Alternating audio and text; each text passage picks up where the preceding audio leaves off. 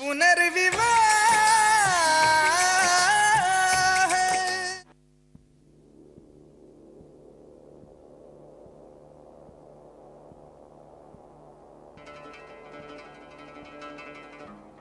आरती जी को इतनी देर क्यों हो गई? अब तक आई क्यों नहीं वो? फोन भी नहीं लग रहा किसी का। आई होप सब ठीक होगा।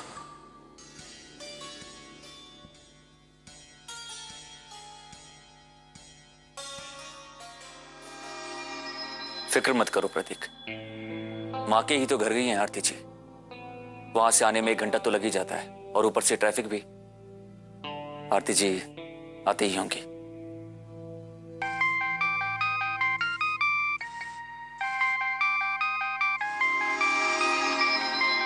ये किसका नंबर है? हेलो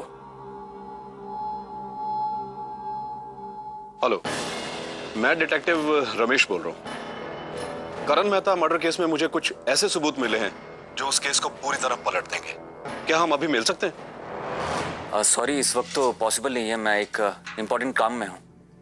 एक काम करते हैं, हम कल सुबह मिलते हैं। कल किसने देखा है सर? मेरा मतलब है कि कल मुझे भोपाल से बाहर जाना है, और इस केस के सिलसिले में हम जितनी जल्दी मिल सकें वो आपके लिए और आपके भाई की वाइफ के लिए अच्छा होगा।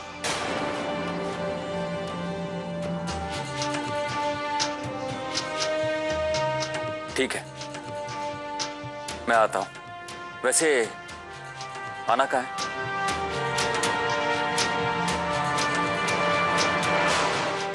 ओके।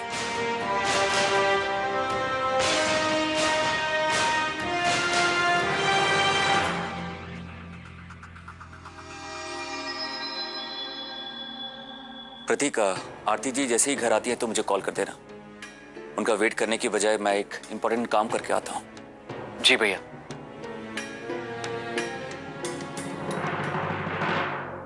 आरती भाभी कहाँ रह गई?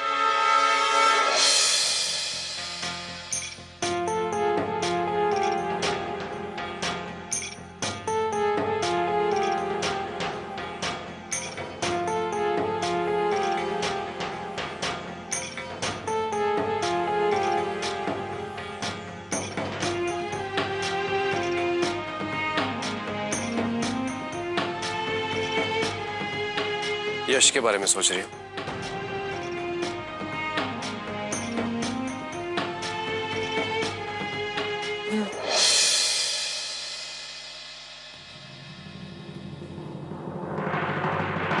बहुत प्यार करता है तुमसे वो।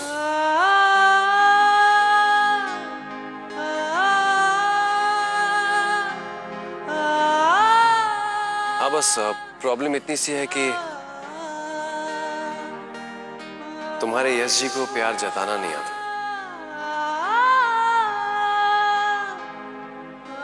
लेकिन कोई बात नहीं, धीरे धीरे सीख जाएगा।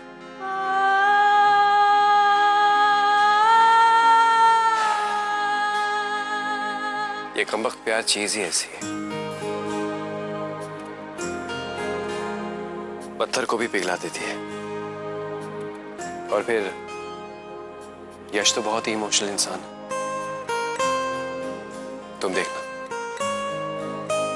एक दिन उसके दिल में प्यार का ऐसा तूफान उमड़ेगा कि कुछ कहने या सुनने की जरूरत ही नहीं होगी। मैं जानती हूँ यश जी बहुत अच्छे इंसान है। सोने जैसा दिल है उनका। प्यार का तो पता नहीं, लेकिन मेरी खुशी के लिए वो कुछ भी कर सकते हैं। इस बात का मुझे पूरा भरोसा है। ये भरोसा ही तो प्यार है आरती, और इसमें कोई शक नहीं है कि तुम दोनों इस प्यार से बहुत अच्छी तरह वाकिफ हो। तुम्हें तो याद होगा कि हम दोनों भी है। तुमने भी तो प्यार किया है निदा से। हाँ, इतना चाहते हो उसे, इतना प्यार करते हो, फिर तुम लोगों के बीच में जो ये डिफरेंसेस है, गलतफहमियां हैं, उन्हें कभी दूर करने की कोशिश नहीं की? कोशिश तो बहुत की थी आरती, लेकिन मेरे हाथ में कुछ आया ही नहीं।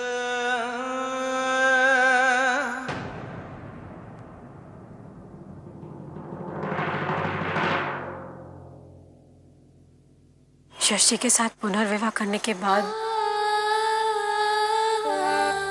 मैंने एक बात बहुत अच्छी तरह से जानी है प्रशांत। जिंदगी में हर चीज का मोल लगा सकते हैं,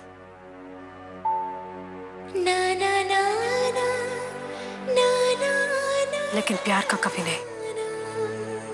प्यार अनमोल होता है, जी जान से सहज कर रखना पड़ता है उसे।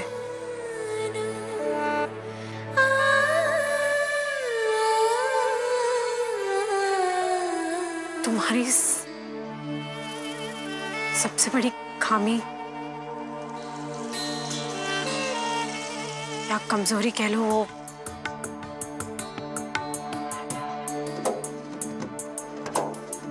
वो यही है कि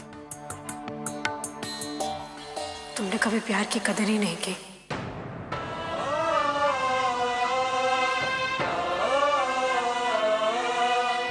मेरे साथ तो जो किया सो किया। अब निदा के साथ ऐसा मत करना।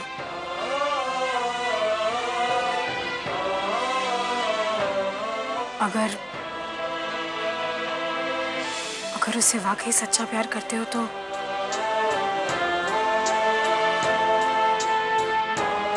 जाके मना लो उसे।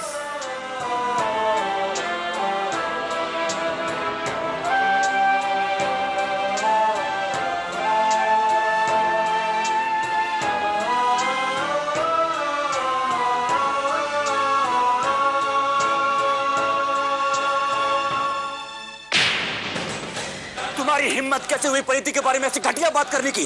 आई एम सॉरी सर, लेकिन मैं सच बोल रहा हूँ। उसका एमएमएस बना था। तुम झूठ बोल रहे हो। मैं झूठ नहीं बोल रहा हूँ सर, झूठ वो बोल रही हैं। वो आपको, आपके भाई को और आपकी पूरी फैमिली को धोखा दे रही है। मेरे पास उनके एमएमएस की सीडी भी है, मैं आपको दिखा सकता हूँ। फिर तो विश्वास करेंगे ना आप मेरे ऊपर। ये लीजिए।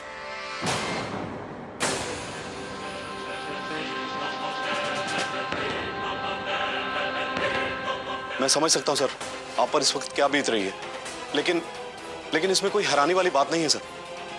वो दिन हवा हुए जब किसी भी पत्नी के लिए उसका पति और घर संसार ही सब कुछ होता था। मैं अपने एक्सपीरियंस से दावे के साथ कह सकता हूं कि एक औरत का दूसरा नाम बेवफाई है। मैं आपको सिर्फ यही बताना चाहता था कि आप लोग इस एमएमएस की सीडी को कोर्ट में दिखा करके अपने भाई की बीवी को बेकसूर साबित कर सकते हैं।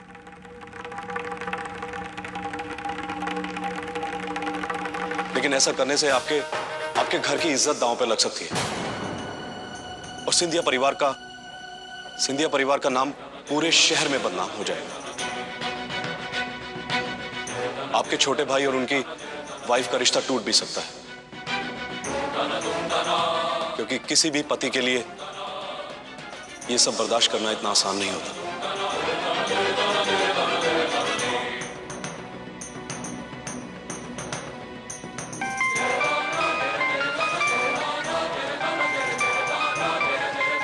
आपका फोन बज रहा है सर। फोन।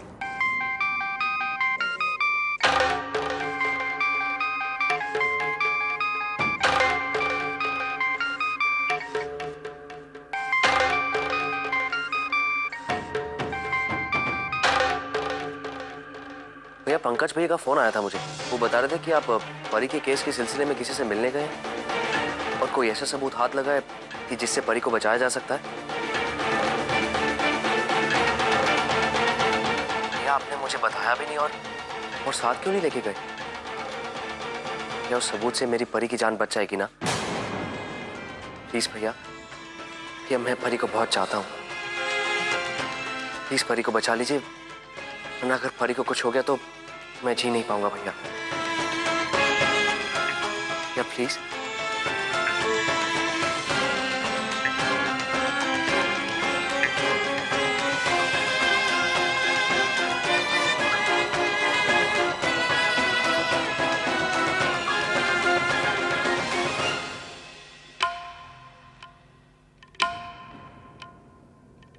हाँ साहब, हो गया। अब स्टार्ट करके देख लीजिए।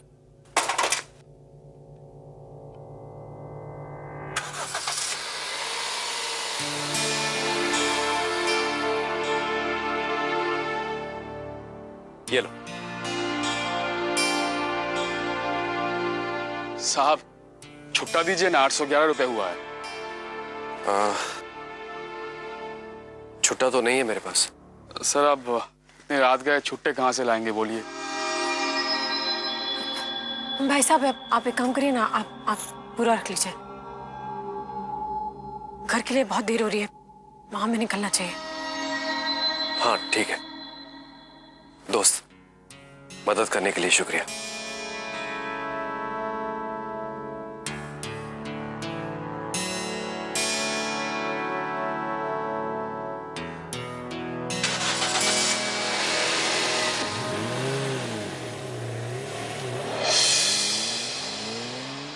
मैम साहब बड़ी नेक दिल औरत थी, और साहब भी, वो तो कुछ बोल ही नहीं पाए। जोड़ू के सामने अच्छे अच्छे की बोलती बंद हो जाती है। इस जोड़ी को मैं जिंदगी में कभी नहीं भूलूंगा। 11 बज गए हैं, अभी तक आरती घर पर नहीं आई। फोन भी तो नहीं लग रहा है उसका। ना तुम्हारे बाबूजी घर पे है, ना पंकज, ना विधि, ना यश। समझ में नहीं आ रहा कि मैं करूं तो करूं क्या। चिंता तो होगी ही भाभी। आपको बुरा ना लगे तो मैं एक बात कहूं, जब से आरती ललितपुर से वापस आई है, उसके पैरों में तो जैसे पहिए लग गए हैं। एक पल घर में नहीं टिकती। वो करवा चौथ वाले दिन भी गायब हो गई थी बिना किसी को बताए, और आज देख लीजिए कहां चली जाती है ये लड़की। अरे कुछ तो सोचे ये लड़की कि उसकी मनमानी, उसकी लापरवाही की वजह से घर के बाकी लोगों को कितनी परेशानी होती होगी। लेकिन नहीं, आरती ने तो जैसे कसम खा रखी है कि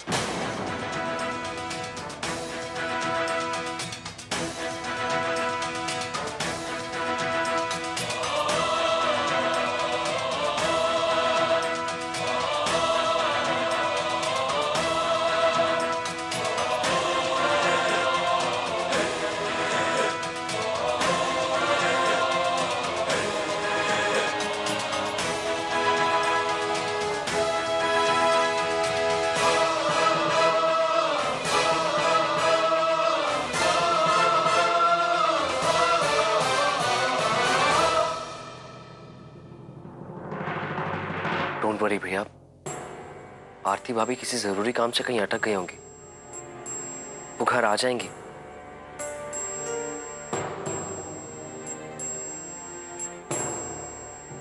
प्रतीक को मेरी फिक्र है। उसे ये नहीं पता कि मुझे परिधि के बारे में क्या पता चला है।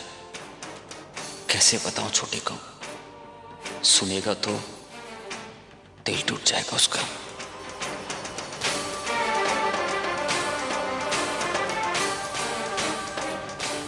यश भैया कितने परेशान लग रहे हैं आरती भाभी को लेकर। क्या करूं? बता दूं उन्हें कि आरती भाभी को अंश के साथ सिटी हॉस्पिटल के बाहर देखा था मैंने। ये बात तो यश भैया के साथ शेयर करनी ही चाहिए मुझे।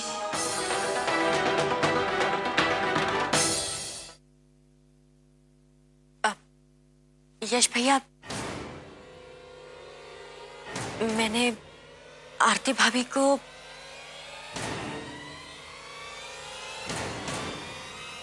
थैंक गॉड, आरती भाभी आ गई।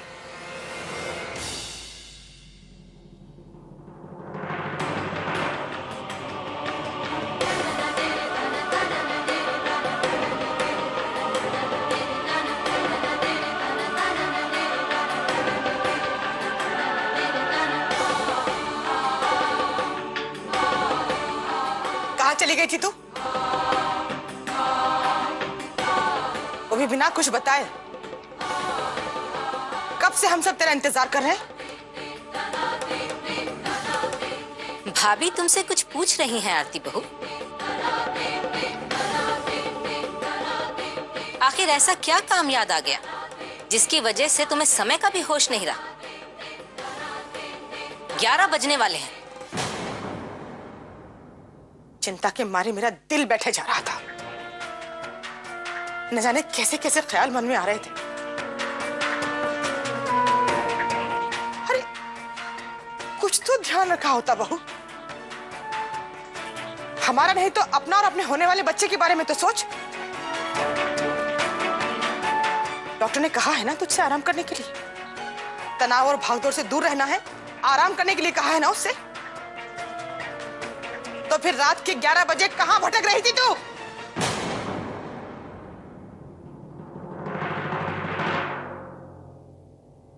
मैं अंश से मिलने गई थी, भीमबेटका।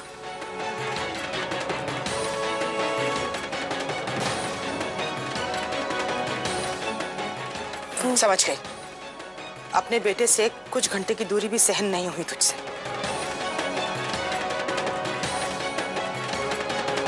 और भागी भागी पहुंच गई उससे मिलने के लिए। देख, मैं तेरी ममता पर सवाल नहीं उठा रही, लेकिन बहू। लेकिन भाभी किसी से पूछे बिना ही चली गई, वो भी इतनी दूर। ये तो गलत है ना।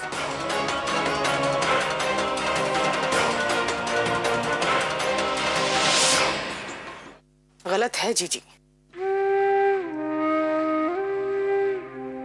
पर शायद आपको मालूम नहीं।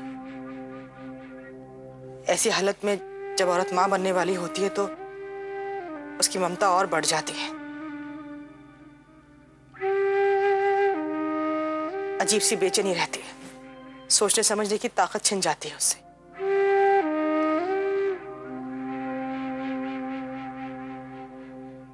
मुझे तुझसे सिर्फ एक ही शिकायत है।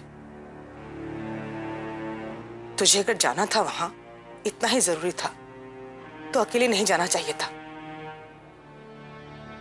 इस हालत में यश को साथ लेकर जाती।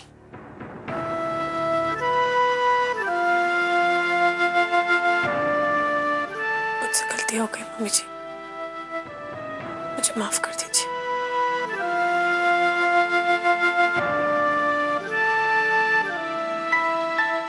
यश, बहू को कमरे में लेकर जा। बहुत थकी हुई लग रही है।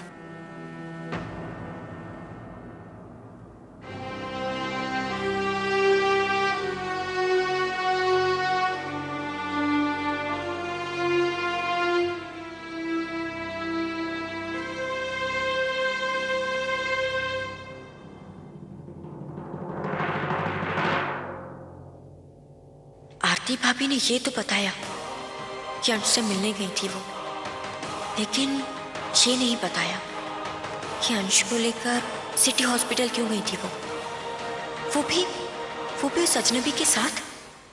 आखिर क्या छुपा रही है आरती भाभी? झूठ क्यों बोल रही है वो सबसे?